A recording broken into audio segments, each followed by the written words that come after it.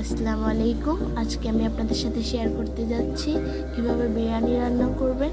তো আমি প্রথমে বিরিয়ানির উপকরণগুলো নিয়ে নিয়েছি: মাংস, চাল, পেঁয়াজ কুচি, কাঠবাদাম, আলু। এখন আমি একটি পাত্রে পরিমাণ মতো তেল দিয়ে দেব।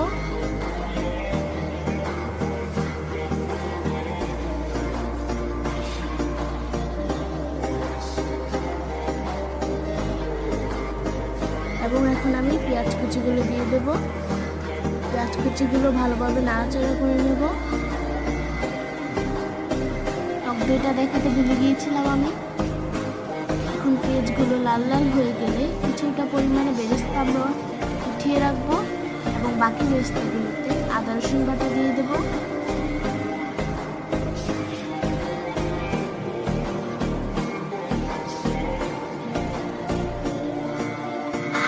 এখন আমরা পরিমাণ মতো লবণ দিয়ে দেব।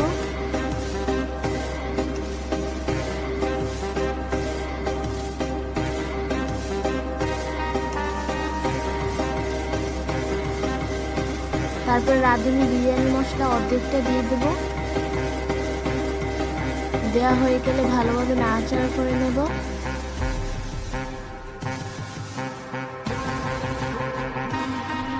এখন আমরা মাংসটা ধুয়ে নেব। ধোয়া হয়ে গেলে আমরা মাংসটা পাত্রে দিয়ে দেব এবং ভালোভাবে নাড়াচাড়া করে নেব।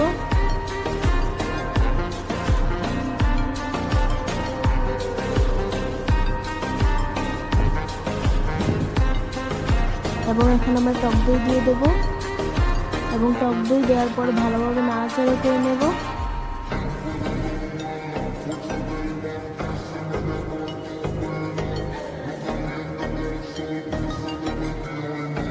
এবং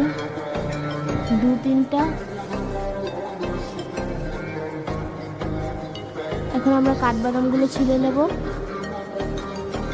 এই যে মাংস কিন্তু একটু হয়ে গিয়েছে।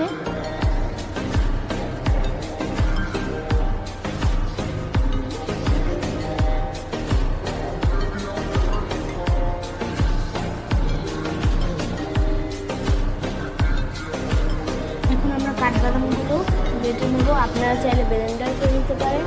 এখন মাংসটা হয়ে গেছে, তার জন্য আমরা চালটা ভালোভাবে দিয়ে নেব এবং মাংসটার ভিতরে আলুগুলো দিয়ে দেব এবং ভালো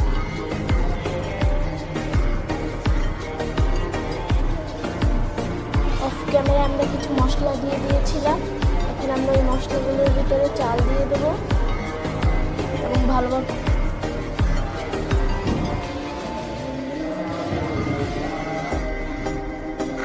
এবং তারপরে পরিমাণ মতো পানি দিয়ে দেব।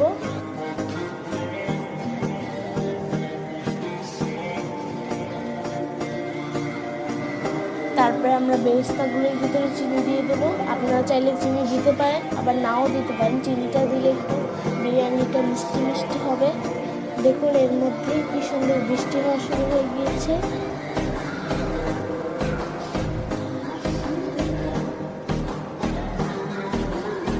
এবং এখন একটি পাত্রে গুঁড়া দুধ দিয়ে দেব এবং পরিমাণ মতো পানি দিয়ে গুঁড়া দুধটা বিরিয়ানির ভিতরে দিয়ে দেব।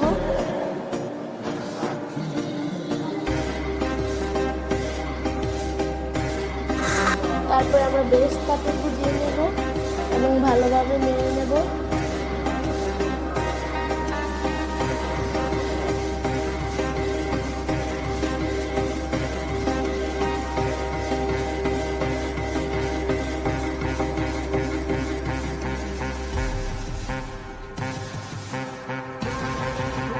এই যে বিরিয়ানিটা হয়ে গিয়েছে।